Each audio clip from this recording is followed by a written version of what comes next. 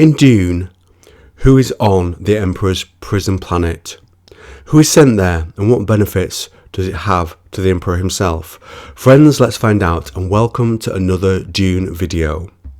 Broad spoiler warning here, we will be drawing on some sections of Dune and expanding that using the Dune Encyclopedia. The first big thing we get is in a short conversation between Leto and Paul. Did Howard talk to you about Salusa Secundus? The Emperor's prison planet? No. What if it were more than a prison planet, Paul? There's a question you never hear asked about the Imperial Corps of Sardaukar. Where do they come from? From the prison planet? They come from somewhere. Paul mentions there are support levies he gets, the he being the Emperor, which is where the Sardaukar are from, but later disputes this and he enlightens his son. That's what we're led to believe. They're just the Emperor's levies trained young and superbly. You hear an occasional muttering about the Emperor's training cadres, but the balance of our civilization remains the same. The military forces of the Landsraad, great houses on one side, the Sardaukar and their support levies on the other, and their support levies, Paul. The Sardaukar remain the Sardaukar. Now the prison planet mentioned is called the wonderfully named Salusa Secundus. It's a hell world, but it also means those raised there are tough, strong, ferocious men who have been tested, who are better. And Paul and Leto discuss ways that such tough warriors raised on this sort of world could be manipulated to help them. Paul says you could play on the certain knowledge of their superiority, the mystique of secret covenant, the esprit of shared suffering. It can be done. It has been done on many worlds in many times. The Duke then makes the point of another hell world, Arrakis, and how the Fremen are so much like the Sardaukar. We then get more on the Sardaukar and their recruitment when Thufir speaks to the Baron Harkonnen. Salusa Secundus, the Baron barked. What has this to do with the Emperor's prison planet? The Baron began to nod. The way the Sardaukar live at home. The recruits come to believe in time that such a place as Salusa Secundus is justified because it produced them, the elite.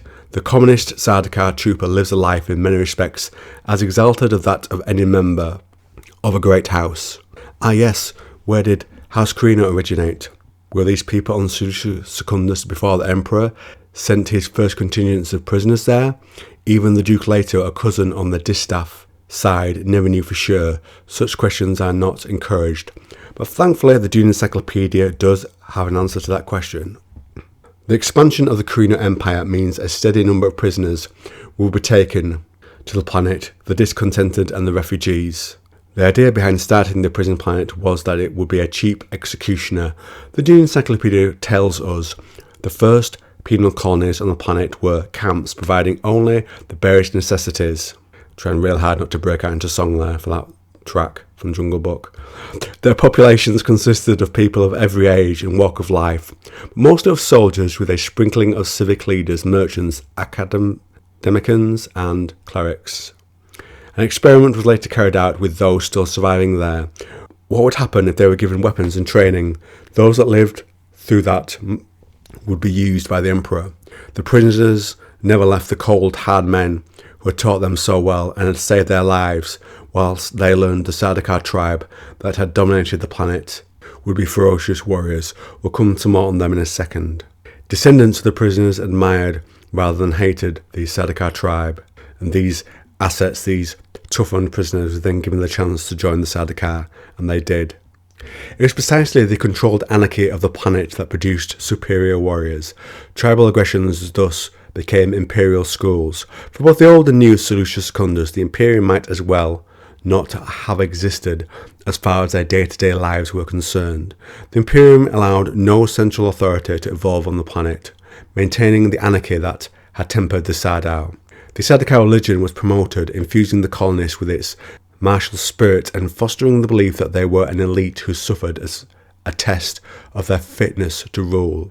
The final warriors forged in this smithy were drafted into the Sardaukar, filling the imperial need for soldiers through thousands of years. And the chief irony of this very successful plan was that in time the colonists supported with their lives the very monarchy that had imprisoned their ancestors. But what of this tribe we have mentioned? These Sardaukar lived on the planet before the prison was established there. The planet has the climate of a jungle, and the tribes of Salusa Secundus constantly waged war. The tribe dubbed the Sardau carved out a large domain for themselves. The rituals of the Sardau, trial by combat, endurance tests, and raids on neighbouring tribes, mirrored the eternal war of the larger planetary society, constantly favouring the strong, and here a template was set for their later training under the Korean Empire, and the tribe benefited when the unfit were killed at an early age in trials. Skull Reach, where the temperatures were greatest on the planet, was where many of them would be tested in the first year of puberty, and 90% of those sent survived, showing the toughness of the people within this tribe. The head family of this empire, seeing the influx of others to their planet, such as the prisoners, made the choice to form the Sardaukar, and the absorption of non-Sardau with binding tests of their loyalty would avert the growth of an enemy faction. Sardaukar discipline was ferocious, allowing no questioning or doubting of higher officers on the battlefield. Non-Sardau were given plenty of opportunities to prove themselves, for example, by carrying out a suicidal attack without hesitation. Inclusion in the Sardaukar was the best guarantee of survival against them, and so Sardaukar military superiority derived from natural savagery, intense training, and a sense of themselves as the elect, and an ingrained, almost mystical esprit de corps. The Sardaukar were elite, quick-witted, ruthless, tough, and fanatically devoted to their commanders, and of course, the Pradesha Emperor, Shaddam IV.